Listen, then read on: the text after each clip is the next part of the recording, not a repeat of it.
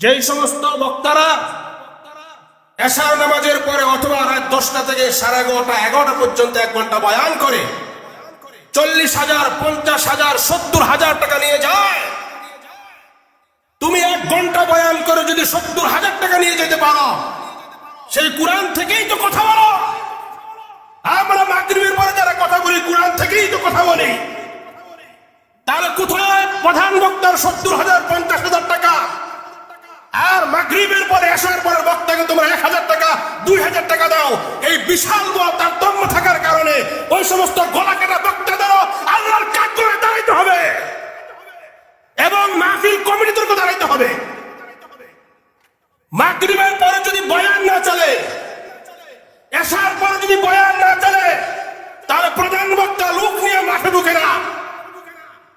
তারা প্রধান মাগরিবের পরে বক্তা আর এশার পরে বক্তারা লোক জমায় বিদায় প্রধান বক্তা ওয়াজ করে আর 1 ঘন্টা ওয়াজ করে 40,000 টাকা দিলে রাগ করে চলে যায়। আল্লাহর কাজ করে তোমাকে দাঁড়াইতে হবে। 1 ঘন্টা ওয়াজ করে 50,000 টাকা নিয়ে যাও। তোমার সাথী ভাই একই পোস্টারে একই ব্যানারে নাম 3 নম্বর তবকায় থাকলে এত ব্যবধান কেমন করে হয়? আল্লাহর কাজ করে দাঁড়াইতে হবে, দাঁড়াইতে হবে।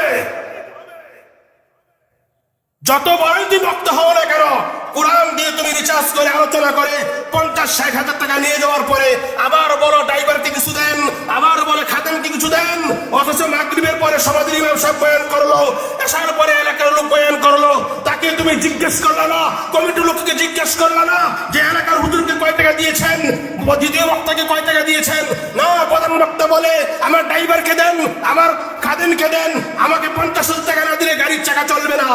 সাবধান, আল্লাহর কাঠগড়ায় তোমাকেও বক্তা দাঁড়াইতে হবে। কোরআন বিক্রি করে তুমি কোথায় থেকে আসছো? সর্বোচ্চ নারে 10,000 টাকা গাড়ি ভাড়া লাগতে পারে, তোমার নারে 10,000 টাকা লাগতে পারে, 50-60,000 টাকা তুমি নিয়ে যাও। আমরাও কোরআন দিয়ে বয়ান করি মাগরিবের পরে, তুমিও কোরআন দিয়ে বয়ান করবা। আমিও বুখারী শরীফের হাদিস পড়েছি, আমিও মুসলিম শরীফের হাদিস পড়েছি। তোমার থেকে আমাদের বয়ানটা কোনটা কম নয়। তুমি যে তারতম্য করলা না, এই জন্য আল্লাহর কাঠগড়ায় দাঁড়াইতে হবে। আল্লাহর কাঠগড় অবশ্যই দাঁড়াইতে হবে। এই যে যুবকরা এত কষ্ট করে প্যান্ডেল করলো, এত লাইটিং করলো, 3 রাত পরিশ্রম করে দাওয়াতের আয়োজন করলো, কই মানুষ? এই প্যান্ডেলে তো পুরোটা বড় থাকার কথা ছিল। সবাই অপেক্ষায় থাকে প্রধান বক্তা আসবে, এরপরে মানুষ হবে। ও বাবাজি, প্রধান বক্তা কোরআন থেকে আলোচনা করে, আমরাও তো কোরআন থেকে আলোচনা করি। প্রধান বক্তা হাদিস নিয়ে আলোচনা করে, আমরাও তো হাদিস নিয়ে আলোচনা করি। আমরা কি আপনাদের এলাকার হুজুর বলে কি আমাদের কথার দাম নাই? কথা তো নিজেরটা বলি না, আল্লাহটা বলি। কথা তো নিজেরটা বলি না, রাসূল কারীম সাল্লাল্লাহু আলাইহি ওয়াসাল্লামটা বলি।